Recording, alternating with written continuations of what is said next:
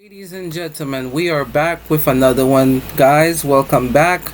I am your host, Sleepy Celestial. So, guys, we are finally back. This is going to be the men's 400-meter hurdles final. Now, this features no other than Rai Benjamin, which is the American record holder, as well as the American standard record for Hayward, and then the world record, which is held by Christian Warholm, which I haven't heard from him for a while, the Viking. 45:54. That is blistering time. Like I said, I'm excited. Now I know Rai Benjamin, if I'm not mistaken, I think he still have to compete in the rounds. I'm not sure if he won the previous championships. I would have to look back at that, but I think he did. This was the only time he beat Christian Warholm, but I think the Viking is gonna be back to run even something faster. Lord knows what he's gonna run, but I know it's gonna be something scary. So without further ado, guys, let us start. The return to the track, Nike men's 400-meter hurdles, as we turn our attention to the reigning Olympic champion, Rai Benjamin. Also, I am right. He became the Olympic champion from last year. Also, I think he beat Christian Warholm last year, because I think last year was also 2021 in Tokyo. That's when Christian Warholm broke the world record. And from what I know, guys, the Tokyo track is super fast. And just to give you guys a understanding, the Tokyo track was not properly fully used because due to the pandemic at that time, we were still coming back from the whole pandemic. So there was still a lot of restriction. But now that we got off of the restriction, this goes to show this is going to be a very fast world championship, because that track is super fast. Now, just to give you guys a little memory check before we kick off this race, Elaine Thompson-Herah broke the Olympic record at the Tokyo Stadium. She also got very close to Flojo's time with a 21:53. Now, mind you, Shericka Jackson is running 21:41 and 21:45. If Shericka Jackson is super healthy, she might shatter the world record this year, and I'm praying this happens, because I feel as if so many people play down Miss Flojo's world record.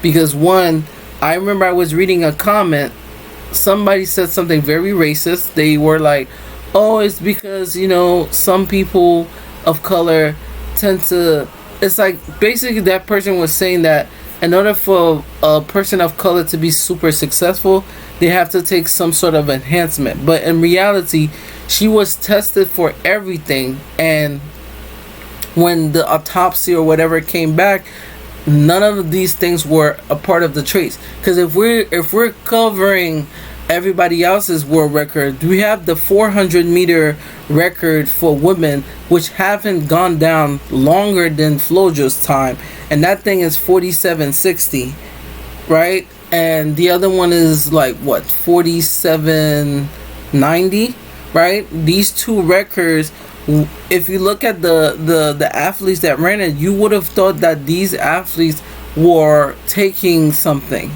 And not to downplay their accomplishment, but don't come for athletes that work their whole ass off just to get those time.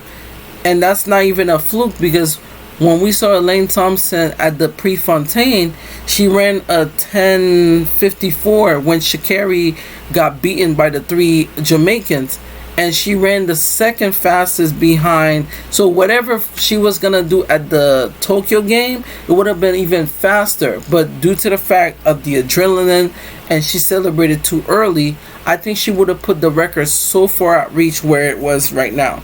But like I said, that is enough said. Let us watch the men's 400-meter hurdles final, and it features the Olympic champion, Rai Benjamin. I am excited to see what's going to happen. Now, I know he doesn't need to run too many rounds, but, he's here. Actually left Paris last summer with 2 gold medals. The 400-meter hurdle race, there wasn't anybody that close to him, but he had one heck of an anchor in that 4x4, having to hold off the Botswanan Olympic champion at 200 meters. He'll be in lane 7. And then in lane 8, Caleb Dean, who had a pretty unique double in college. Yeah, and when he fell here last year at the Olympic trials, I remember saying, don't worry, I get a feeling that he's going to be back to Hayward Field ready to make a team, and here he is. His semifinals created the second fastest time behind. So before we continue, here are the lane assignment. You have Rash for lane 1. We have James Smith the second. We have Khalifa Roster for 3. We have Craig Allen for 4. We have Christopher Robinson for 5. We have Bailey. We have Rai Benjamin, and we have Caleb Dean, and we have Cody Blackwood. Only Rai Benjamin. That double he did at Texas Tech was a 60-meter indoor title and then won the 400-meter hurdles outdoors. A look at the rest of the field. You know, we talked a lot about Val Allman and how dominant she's been in the discus. Well, Rai Benjamin has not lost to another American over 400-meter hurdles since his sophomore year in college. That was 2017. Yeah, and we don't expect this to be a close race at all. Rai is just that much better than everybody else in the USA, and we expect this to be a comfortable win for the Olympic champ.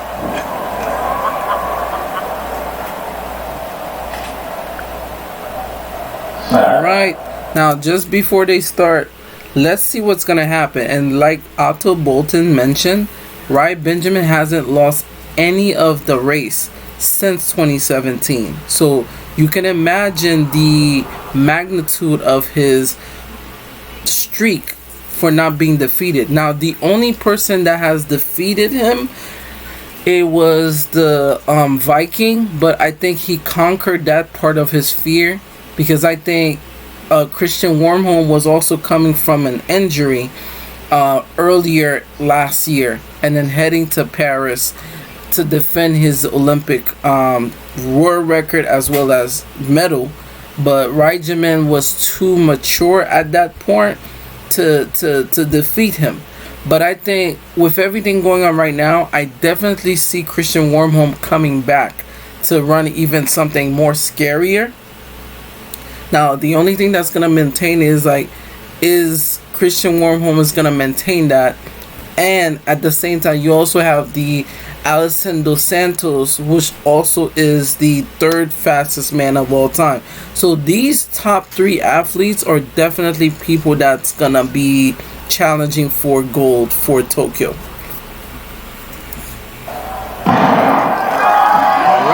So we'll send 3 to Tokyo, so we'll keep an eye on Rai Benjamin, but that race for 2nd and 3rd is going to be Rai fun Benjamin's to watch. already out. C.J.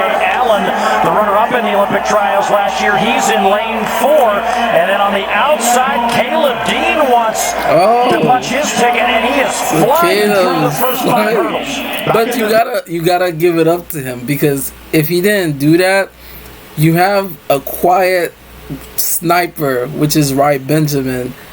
He's calculating how he's running, while Caleb Dean is like flying off. He's gonna catch him in the other part of the race. Rai Benjamin might have responded to that fast start by Caleb Dean. Look, he's too experienced now. He waits, and now he flips the switch, and nobody is going to have a response. And this goes back to what I said before. Some athletes, they don't have to start off very quickly. But what's scary about them is that they know how to pace themselves while still running fast.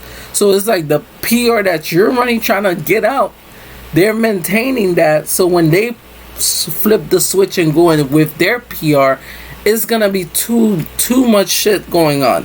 And that's what we just saw just now. Benjamin has in this last 100. Well, my see gosh. if Caleb Dean has anything left in the tank to make The gap team is... as the battle on the Come on, inside. Caleb. Come on. In the lead. He's going to win this one going away. Dean is going to get there. Wow. And then in 5, Looks like Chris 46.89. Robinson will get the final qualifier as they add the standard to qualify for the World Championships. And Ryan Benjamin, who quite honestly was disappointed with his result in Tokyo 4 years ago, now gets to go back and go after a world title. Yeah, and it was on that far turn that you saw Ryan Benjamin sort of switch into his top gear. Now this is a man with 44 low flat speed. He runs 43 low consistently in anchoring Team USA. No problem for Ryan. Glad to see Caleb Dean, after his mishap last year, make his very first U.S. team. That's good, And as you said, Christopher Robinson at his 48.56 makes the team in third. CJ Allen just missing in fourth.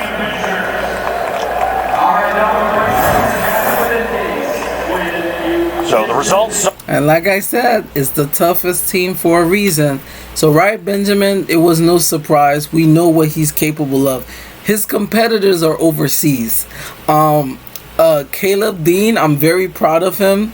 And then we have Christopher Robinson, who makes his first championship. That's very cool. But Allen, like CJ Allen, like that's I think that hurts, because the last time I saw him, he made it to a team. But like I said, this is the toughest team for a reason. So this was amazing. I'm very proud of Ryan Benjamin and also some of the newcomers. Make sure you guys like and subscribe to the channel as we close out. We might put in 2 more videos and then we're gonna close out. Thank you guys so much. Like and subscribe. I'll see you guys in the next one for the final 2.